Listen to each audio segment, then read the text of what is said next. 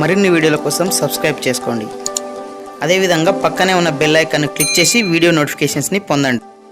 Hi friends, Telangana ప్రభుత్వ ఉద్యోగుల retirement వయస్సు 58 సంవత్సరాల నుంచి 61 ఏళ్లకు పెంచడం అనేది జూలై నుంచి అమలయ్యే అవకాశం ఉన్నట్లు తెలుస్తుంది. సో దానికి సంబంధించినటువంటి పూర్తి వివరాలు ఈ వీడియోలో తెలుసుకుందాము.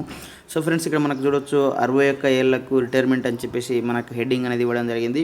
సో జూలై నుంచి అమలయ్యే అవకాశము, త్వరలోనే ప్రకటించనున్న సర్కారు, తగ్గనున్న 11,000 కోట్ల భారం, నివేదిక సమర్పించిన ఉద్యోగ సంఘాలు, సానుకూలంగా స్పందించిన ప్రభుత్వం, ఐఆర్ పిఆర్సీ డిమాండ్ల నుంచి వెసులుబాటు అని చెప్పేసి మనకు సబ్ హెడ్డింగ్ ఉంది. సో ఇక వివరాల్లోకి వెళ్తే మనము రాష్ట్ర ప్రభుత్వ ఉద్యోగుల పదవీ విరమణ వయస్సు పెంపునకు ముహూర్తం దాదాపు ఖరారైంది. జూలై 2వ వారంలో ఈ విషయాన్ని అధికారికంగా ప్రకటించే అవకాశం ఉన్నట్లు తెలుస్తుంది. అదే నెల నుంచి ఈ నిర్ణయం అమల్లోకి వస్తుందని సమాచారం. ఈ అంశంపై ఇప్పటికే పలు రాష్ట్రాల్లో అమలవుతున్న తీరును ప్రభుత్వం అధ్యయనం చేసింది. ఏపీ, కర్ణాటక, మహారాష్ట్ర, ఉత్తరప్రదేశ్, ఛత్తీస్గఢ్, బీహార్, గుజరాత్, పంజాబ్ రాష్ట్రాల్లో ఉద్యోగ విరమణ వయస్సు 60 ఏండ్లుగా ఉంది.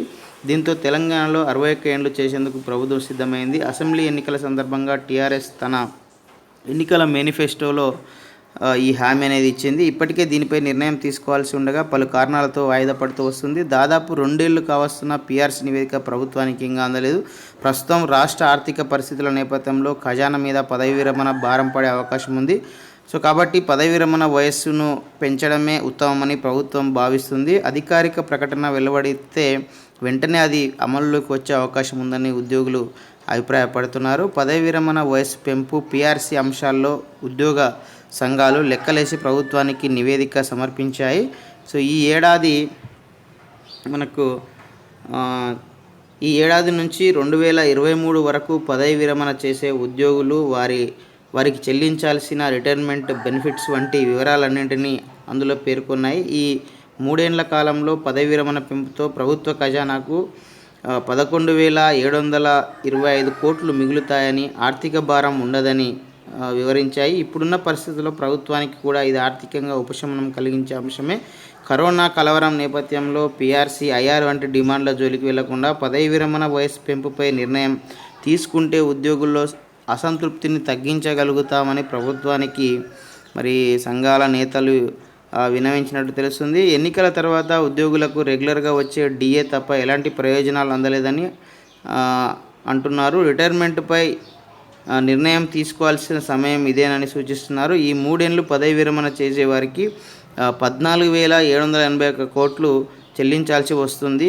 వయసు పరిమితిని పెంచితే 3,055.68 కోట్ల వేతనాలుగా చెల్లిస్తే సరిపోతుంది. ప్రభుత్వానికి 11,725 కోట్ల ఆర్థిక భారం తగ్గుతుందని నివేదికలో వెల్లడించారు. అయితే ఈ నిర్ణయం అనేది మనకు జూలై నుంచి అమలయ్యే అవకాశం ఉన్నట్లు తెలుస్తుంది.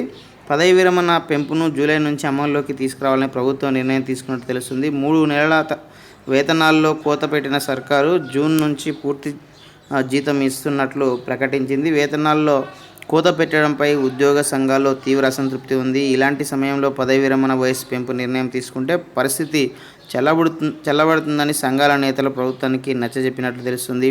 వాస్తవంగా ఇప్పటికే పీఆర్సీ 2 ఏళ్లు వెనక్కిపోయింది. 2 సంవత్సరాల కిందటే పీఆర్సీ ప్రకటించాల్సి ఉంది. కానీ ప్రభుత్వం పీఆర్సీ కమిటీ గడువు పెంచుతూ కాలయాపన చేస్తుంది.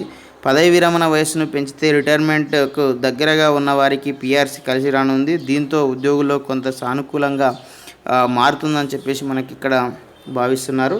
సో ఇక్కడ మనం చూడొచ్చు 2020-21 ఆర్థిక సంవత్సరంలో మరి రిటైర్మెంట్ అయ్యే వారి లెక్కలు, మరి ఎంత బెనిఫిట్స్ వాళ్ళకి ఇవ్వాల్సి ఉంటుంది, వయసు పెంచితే ఏ విధంగా ఉంటుందని చెప్పేసి లెక్కలు మనకి ఇక్కడ ఇవ్వడం జరిగింది. సో అదేవిధంగా 2021-22 ఆర్థిక సంవత్సరం, 2022-23 ఆర్థిక సంవత్సరానికి సంబంధించి ఈ ఆర్థిక సంవత్సరాల్లో రిటైర్మెంట్ పొందే వాళ్ళు ఎంతమంది, సో వాళ్ళకు రిటైర్మెంట్ బెనిఫిట్స్ మనము ఎంత ఇవ్వాల్సి ఉంటుంది, ఒకవేళ వాళ్ళకు రిటైర్మెంట్ వయసు పెంచితే మరి ప్రభుత్వానికి ఎంత ఆదాయం అనేది మిగులుబాటు అవుతుందని చెప్పేసి మనకి ఇక్కడ లెక్కలు అయితే ఇవ్వడం జరిగింది.